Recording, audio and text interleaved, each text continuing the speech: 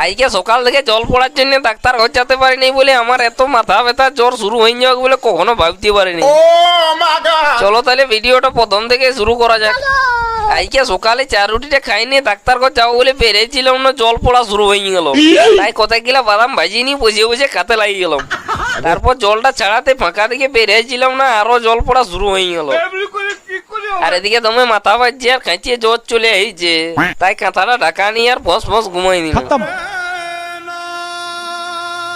জলটা একটু জোরেও পড়ছে না আর ছাড়া যাও নাই, কি বলবো, যদি একটু জোরে পড়তো তাহলে ধান লাগানো হইতো। আজকে সর্দির জন্য ভালো লাগছে নাই, তাই আজকে আর সিনিয়া মনে হাত পা গেলে দই নিয়ে ঘরে আছে। পটল আলু ঝোল আর কুমড়ার জাল দিয়ে ভাতটা পুরো ধসাড়ে মারি দিলাম। ভাতটা খাইনি, চরঙ্গি থেকে ওষুধটা কিনে ঘর আসতে দিলাম। ভালো বাপনরা নতুন গ্যাস আর ওভেন কিনেছে, তাই বলছে একটু সেট করে দেয়।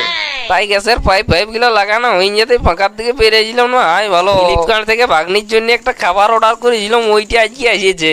তাই অর্ডারটা ঘরে রাখি দিয়ে ভাগ্নির সাথে সারাদিন বেলকি করে নিয়ে আর ঘুমাই নিলাম। ঘুমাই উঠে মুখটা ধুয়ে নিয়ে দেখছি দাদাদের আজকে খাসি মাংস হয়েছে, তাই এক বাটি জানা দিয়েছে।